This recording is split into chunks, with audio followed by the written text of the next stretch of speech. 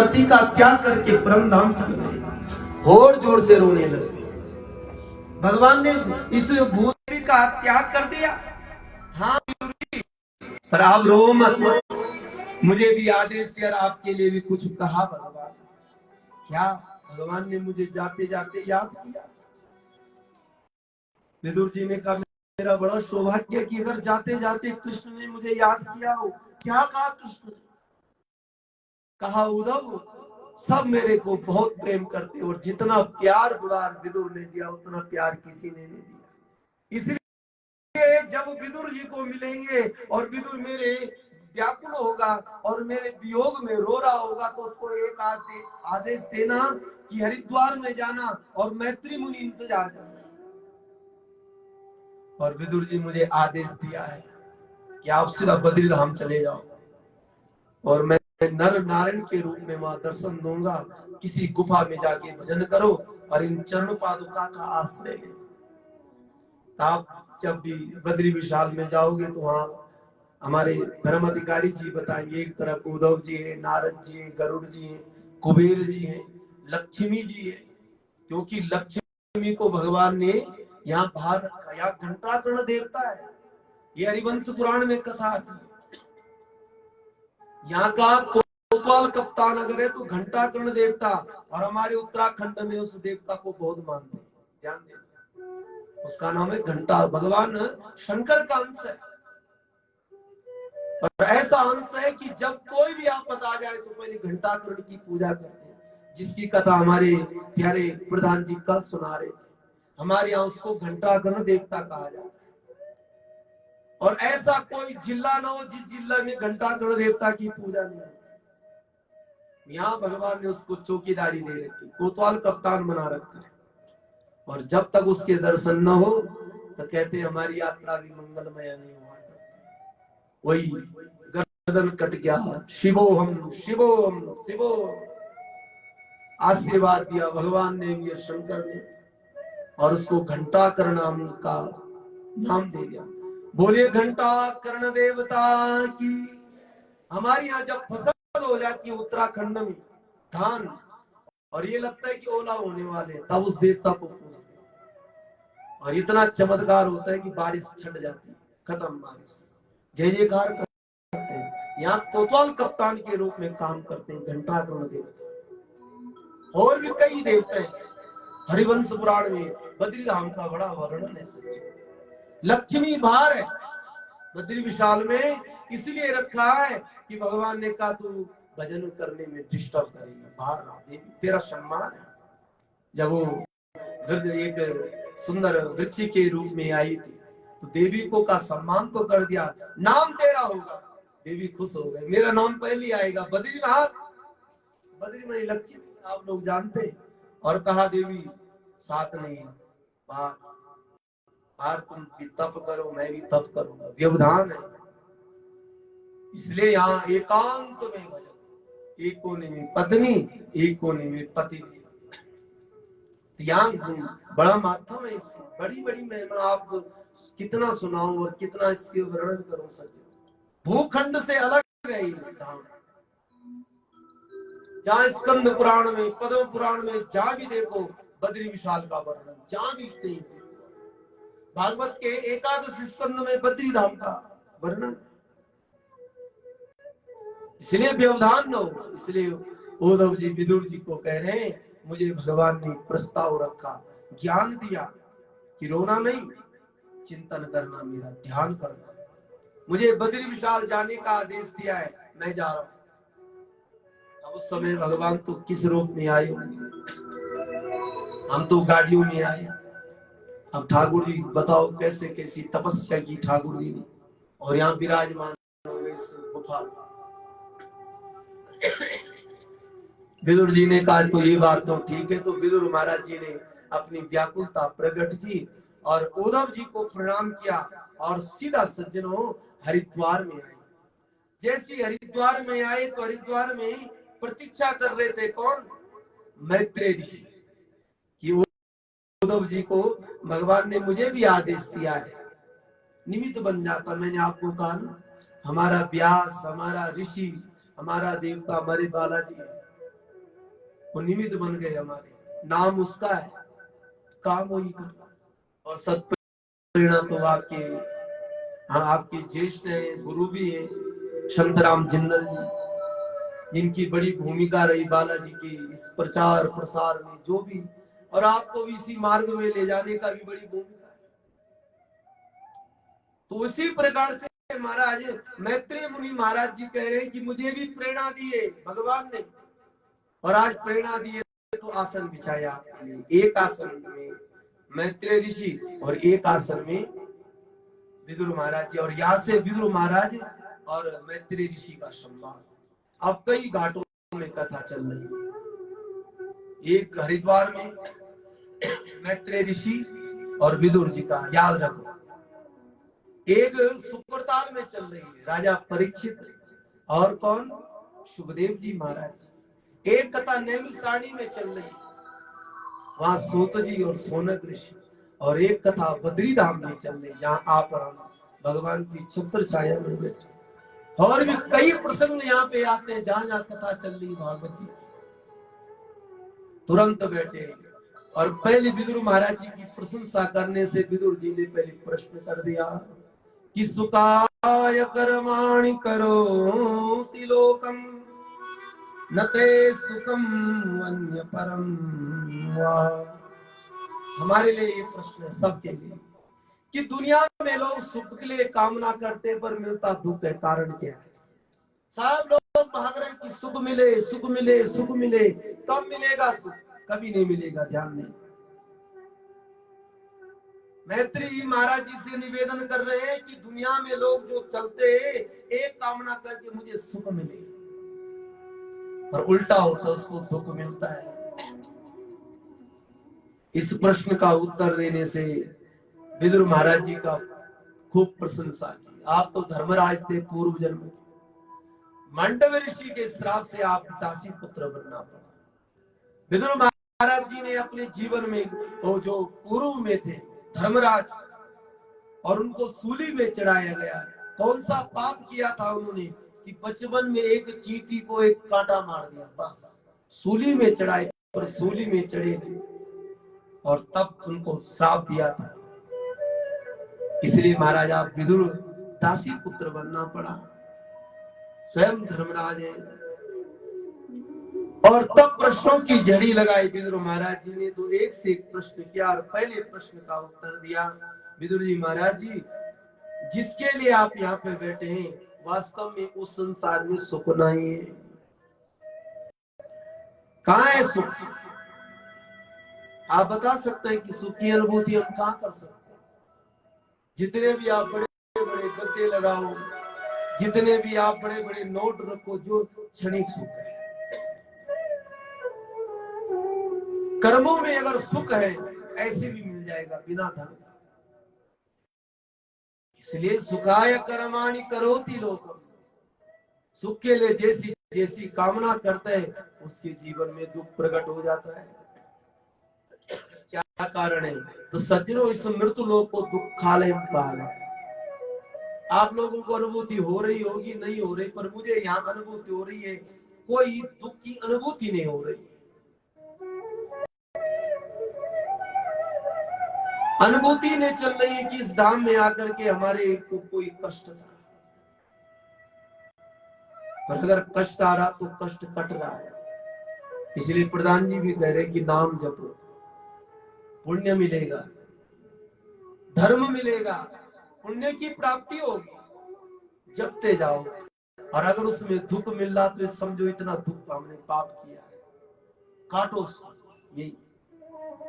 और जहां एक माला कर रहे आनंद की अनुभूति होगी, परम आनंद की अनुभूति, तो समझो आपने पूर्व में भी और वर्तमान में भी। और वर्तमान में तो किया है क्या? आप निर्जला में बैठे, बोलो राधे राधे। निर्जला की भी याद आ रही बीच बीच में, मुझे तो स्मरण नहीं, पर ठाकुर जी की अनंत कृपा है। कोई फलारी है तो उनकी भी निर्जला है याद। और मैं ये भी कह रहा हूँ व्यास गति, किसी ने भोजन भी कर दिया उसका भी निर्जला है, बोलो राधे राधे।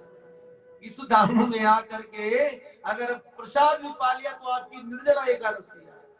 आप जीवन में याद रखेंगे कि हम बद्री धाम में गए थे और उस दिन भी हमने प्रसाद पाया बद्री विशाल का, निर्जला था। समझो हमारे व्यास जी ने कहा निर्जला है। तो ये ना समझना कि हमने यहाँ पा लिया बड़ा, कोई को होता है क्या था, आज ना खाते तो चलता, नहीं पीते पानी तो चलता, पर ऐसा मन में नहीं रखना, क्योंकि बद्री धाम में एकादशी का बड़ा मातम, पूर्णमासी का बड़ा मातम। यहाँ तो सब दिन जितने भी बार हमारे आ रहे बीच में, बड़ी सुंदर बात है। इसलिए मन में ये द्वंद्व न करना कि यार कितना क्या था, थोड़ा रह जाते तो प्राण थोड़ी निकलते, देख की चाहिए कितनी महाराज क्या हो सकता है, पर ऐसा मन में न सोचना, बिल्कुल नहीं। मैंने आपको जिन्होंने जल भी ले लिया, अन्न भी खा लिया और भगवान की कृपा से संस्था के द्वारा फलहार भी था, फलहार भी खा लिया, निर्जला है। और जिनके अंदर शक्ति भगवान ने दी अभी है, जब तक शक्ति नहीं उठा लो जबरदस्ती। बीपी अगर हाई हो रहा हो तो दवाई भी खा लो, पानी भी पी लो, ये नहीं को फिर वो डॉक्टर को बोलना पड़े रात्रि के समय, क्योंकि शरीर सबसे बड़ा धर्म है कि हम मैंने रहने भले सुबह तक जो मर्जी।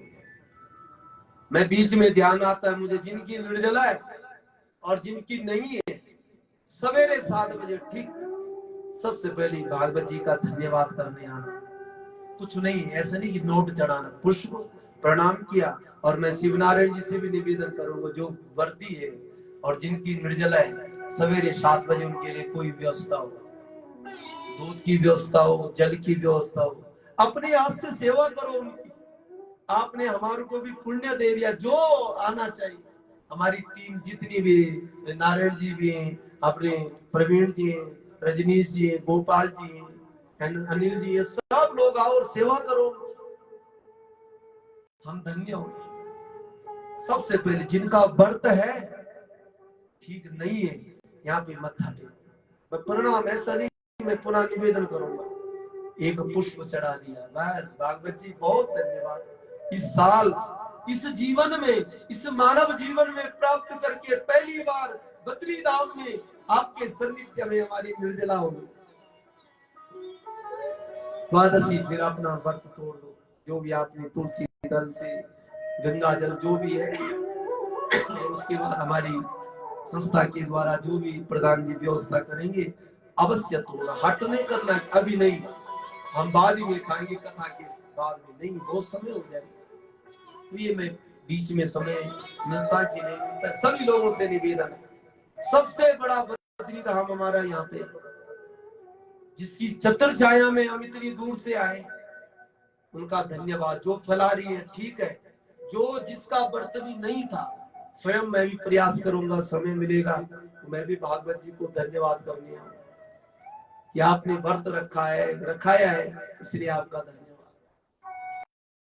इसलिए महाराज कह रहे हैं, विदुर महाराज जी, जिसके लिए कामना करते वो चीज की अगर कामना पूर्ण हो तो दुख मिलता है। इसलिए शाश्वत है, इस संसार में दुख सुख नहीं है। कि जो आनंद सिंधु सुख राशि, सी करते त्रैलोक सुवासी, सो आनंद राम अशनाना, अखिल लोकदायक विश्राम। जो आनंद सिंधु सुख राशि, सुख का धाम है भगवान के चरणारविंद, सुख का धाम है भगवान का नाम, सुख का धाम है भगवान की कथाएं, भगवान की वार्तालाप, और सब संसार। इसलिए इस पवित्र धाम में बैठ करके सुख की कामना करो कि मेरा मन शांत रहे, मेरा मन द्वंद्वों में न पड़े। जो परमात्मा ने भली कृपा की है, कई लोग कह रहे दोबारा जैसे जगन्नाथ जी गए, रामेश्वर में गए, कई धामों में भगवान की कृपा से गए, क्या वहां दोबारा जाने का सौभाग्य होता है कि नहीं होता, शरीर साथ देता है कि नहीं देता है, क्या होता है, कैसा होता है, भगवान जाने। इसलिए सुख की कामना के लिए यहाँ पे खूब जप करो, अनुभूति होगा अंतरात्मा में, तो वास्तव में सुख क्या है। इसलिए दुखालयम श्वासत, जगत दुखालय, कहीं सुख नहीं है जगत में, सब जगह दुखी। कोई ऐसा स्थान बताएं जहां सुख है? और एक स्थान है जहां परमात्मा का धाम हो या परमात्मा की वार्तालाप हो और भगवान का खूब भजन हो। इसलिए सब संसार में जितना सुख है क्षणिक है और उसकी गिनती करने की आवश्यकता नहीं सच्ची। इसलिए रोज जब आपको भाव आए तो थोड़ा ना थोड़ा उस परमात्मा का धन्यवाद करना चाहिए जिसने हमको इतना सुंदर मौका प्राप्त किया। तो विद्रोह महाराज जी, यहाँ कहीं सुख नहीं है, सब दुख का घर है। कभी हम दुखी हो जाते तो कभी हमसे लोग दुखी हो जाते, कभी हमसे सुखी हो जाए तो कभी दुखी भी हो जाते हैं। इसलिए दुखालय श्वास, कभी कामना मत करना। हाँ, अगर कामना करना है तो उसके लिए, सुख की कामना के लिए भगवान का ध्यान करना चाहिए। यात्रा के विषय में बताया यहाँ, अगर हम कहीं यात्रा में चले जाएं, धाम में चले जाएं, उसमें भक्ति कैसी करनी चाहिए। यात्रा का मतलब होते यातना, यातना का मतलब होते परेशानी। बोलो राधे राधे। हमारे पूर्वज लोग बद्री धाम पैदल आते थे, हम तो प्रणाम कर रहे थे, पैदल आते थे और अपने पीठ में कुछ सामाना भी, और फिर यहाँ करके चूल्हा जलाना, कहीं पे टिक्कड़ बना के खा के फिर बद्री विशाल के दर्शन करना। ऐसा हमने उनके कानों से, मानी वाणी से सुना है। यात्रा का मतलब क्या है? सुविधा ही नहीं, सुविधा ही नहीं देखनी चाहिए। यात्रा में जो कष्ट मिल जाए, समझो हमारी कैंसर की निवृत्ति हो रही। बोलो राधे राधे। हमारी किडनी में कोई गड़बड़ी हो रही ना, तो ठाकुर जी ने पैदल चलाना, चलो पैदल ठीक हो जाएंगे। ये जो हवा है ना, ये दवाई है, दैत्य है भगवान बद्री विशाल की दवाई हवा। इसलिए यात्रा का मतलब यातना, और यात्रा का मतलब परेशानी। जहां हमारा थोड़ा शरीर को परेशानी ना हो, यात्रा ही। जहां थोड़ा कष्ट ना हो यात्रा में, तो क्या फायदा है।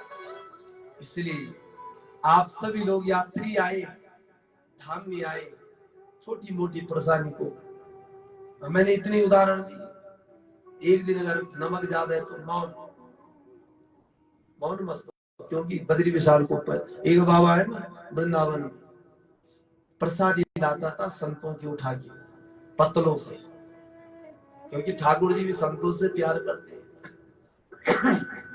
एक दिन खीर ला दी बढ़िया, उठा करके सब, और एक डब्बे में रख दिया। बाबा ने कहा पहले भजन करो और तब इसमें भोग लगाऊंगा, फिर पाऊंगा। कोई लोग थे जो सोचते थे कि हर दिन ये बाबा भोग लगाते, क्या नौटंकी। आकर के ब्रज की मिट्टी उठाई और वो कमंडल में डाल दी, डब्बे में, और मिला दी। जैसे मिक्स कर दिया तो बाबा ने भोग लगाया ठाकुर जी को, पता नहीं बाबा को। बाबा ने भोग लगाया और बाद में बाबा ने जब मुख लगाया तो उसमें मिट्टी हो रही था। क्या किया होगा उसने, बताओ। ठाकुर जी, जब आज आपने ब्रज की रज खा ली, तो क्यों ना मैं भी इस शरीर को पवित्र बनाऊं। जो पढ़ाओ, मुंह लगाया और पूरी खीर डकार दी बाबा। 3-4 दिन बाद वो आए, जिन्होंने सोचा बाबा तो गया होगा, क्योंकि गले में फंस गया होगा, मर गया, और बाबा को देखा तो बाबा के अंदर और तेज उस प्रसाद को प्राप्त करके। इसलिए प्रसाद की महिमा है। थोड़ा घटमिट हो जाए ना कभी, तो बिल्कुल किसी से भी नहीं कि कैसा लग रहा, मिठा ज्यादा है कि खट्टा, नहीं, प्रसाद है। प्रसाद में अगर कोई दुर्गुण निकाले, बड़ा पाप है। ध्यान देना, पाप लगते हैं। और इस धाम में बैठ करके जो व्यवस्था है बढ़िया मिल रहा ठाकुर जी की कृपा से। आज ज्यादा चिंतन नहीं कराएंगे खाने के विषय में। बोलो राधे राधे, क्योंकि व्रत भी है, इसलिए आज ज्यादा चिंतन नहीं करेंगे। इसलिए प्रसाद में कभी भी वो दोष नहीं देखना है। और आपको भाग्यशाली लोगों को एक दिन मिलता है यहाँ, ये जो तुलसी दल है, उसी को कई साल तक रखते हैं। 7 दिन तक बद्री विशाल का प्रसाद मिलता है, 7 दिन। इससे बड़ी प्राप्ति क्या हो सकती है जीवन में? इससे बड़ा सौभाग्य हो क्या हो सकता? क्यों मिल रहा है प्रसाद साई? क्योंकि यात्रा करके आए। यात्रा करके जब उन बैंडों में चल रहे थे, बैंड नहीं मिले रुद्रप्रयाग के, देवप्रयाग के, कभी कभी तो विचार आया होगा कि कहां फंस गए हम। और अभी रुद्रप्रयाग से दयावर को पूछ रहे होंगे कितने घंटा लगता है भैया वहां से? वो कह रहा 5 घंटा। भैया 5 घंटे? उसने ये भी नहीं बोला कि कभी ऊपर कभी नीचे, और कभी ऐसे बैंड, कभी नीचे देखो धरती को महाराज गंगा माँ कहां और हम कहां ऊपर आसमान, ऐसा नहीं बताया उनसे। पर सहजता से लोग तो कहते हैं बद्रीधाम की यात्रा बड़ी कठिन है, पर आप लोगों के पुण्य से और बालाजी की कृपा से सहजता से आप आ गए। मोड़ते मोड़ते जिनका थोड़ा स्वास्थ्य ठीक हुआ, ठाकुर जी ने उनको स्वस्थ कर दिया रास्ता। मैं तो कई बार फोन कर रहा था अपनी जितने भी मेंबर, आप लोग ठीक है? क्योंकि ये लोग जहाज में चढ़ने वाले हैं, कहा कार में चढ़ने वाले। बोलो राधे राधे। क्यों जी गोपाल? कहा महाराज ऊपर, कहा ये बैंडों में फंस गए। प्रधान जी को फोन किया, ठीक हूँ पंडित जी, स्वस्थ हूँ। सबको फोन किया मैंने, चिंता इनकी, क्योंकि सब कार्यकर्ता ये। माता जी ठीक है? बिल्कुल ठीक है। मैंने कहा कृपा हो रही टेढ़ी टांग वाले की, सबको स्वस्थ रखा। मेरे को दिसंबर से चिंता थी कि आपने निमंत्रण तो दे दिया, कार्यक्रम में रख दिया, जहाँ मेरे मातृ शक्तियां, मेरे लाला लोग इतने सुंदर सुंदर महाराज शहरों में जाते हैं, वो एसी की गाड़ी में सीधा रास्ता, कहाँ उत्तराखंड के उन बैंडों में जा पाएंगे?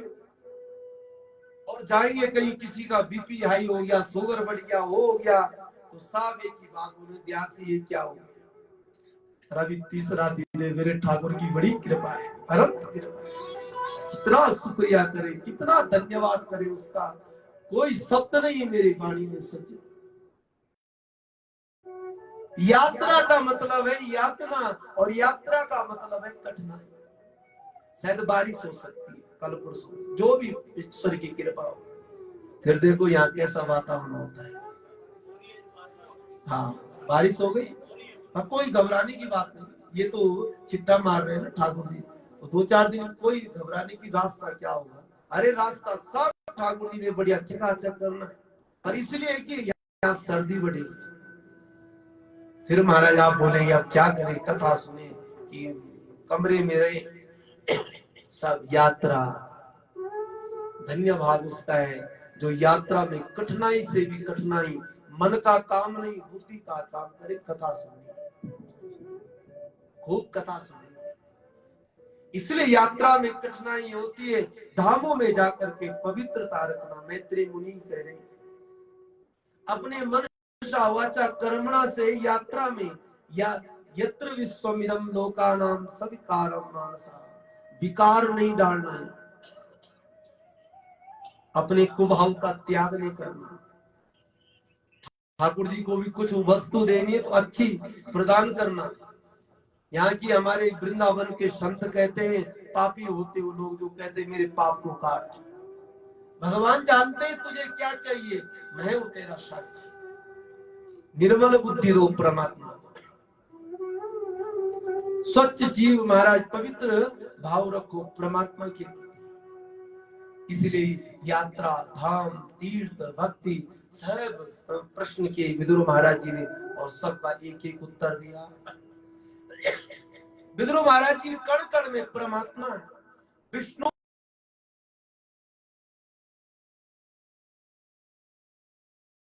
भागवत जी में लिखा है, जहां एक पुत्र सुकर देखा प्रभु का ध्यान, सर्वत्र विश्व में भगवान का दर्शन। और मैं आपको निवेदन करता हूं, हम भी उत्तराखंड के पहाड़ तो देखे, पर इतने बड़े पहाड़ नहीं देखे।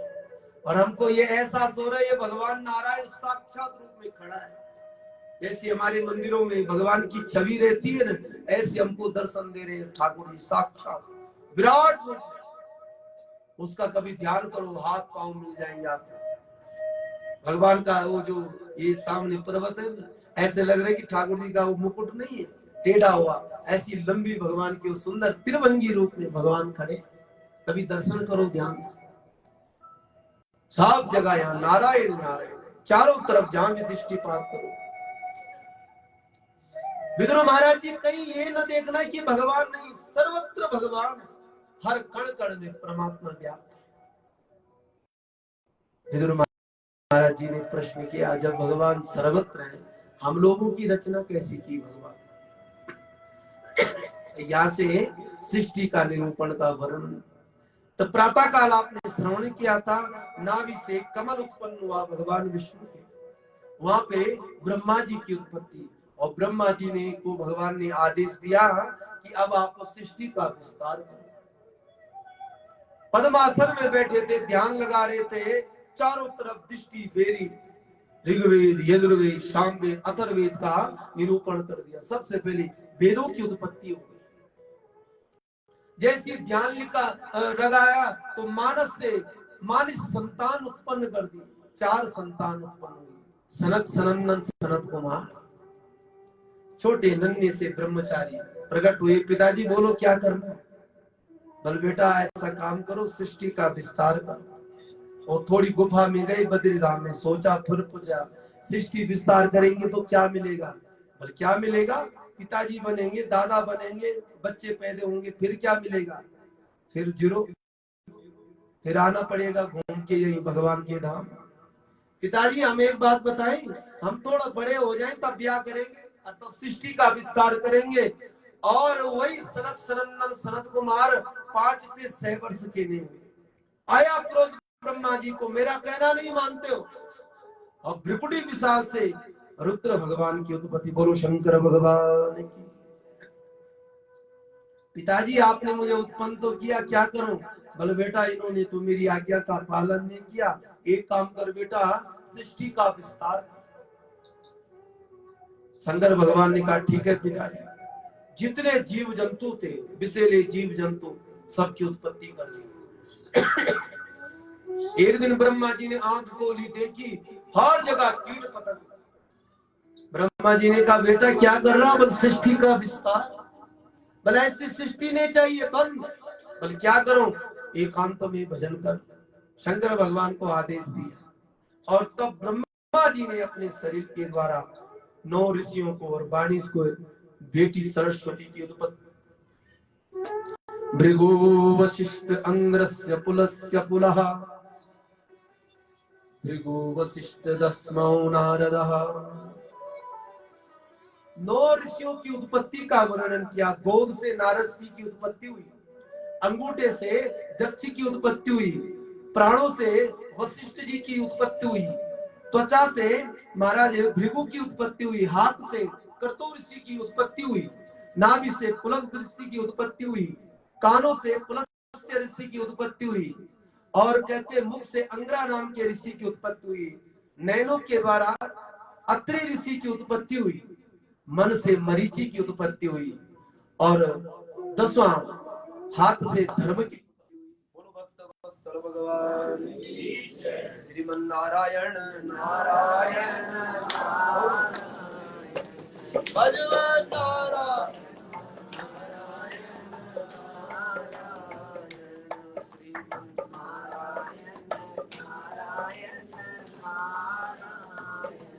बद्री नारायण नारायण नारायण, बद्री नारायण। सच्चे दाहिने हाथ से धर्म की और बाएं हाथ से अधर्म की उत्पत्ति हुई, और वाणी के द्वारा सरस्वती की उत्पत्ति कर दी। 9 ऋषियों की जब उत्पत्ति हो गई तो ब्रह्मा जी की बुद्धि जरा, क्योंकि भजन में जब गड़बड़ी होती तो मन बिगड़ता है, ध्यान देना। ये डोंगरे जी महाराज जी ने भागवत में लिखा है, भजन में अगर गड़बड़ी हो गई तो मन बिगड़ता है सबसे पहले। इसलिए मैं आपसे निवेदन करता हूँ, यहाँ एक माला करो पर ईमानदारी से करो, जैसे भी जो भी पाठ करना ईमानदारी से।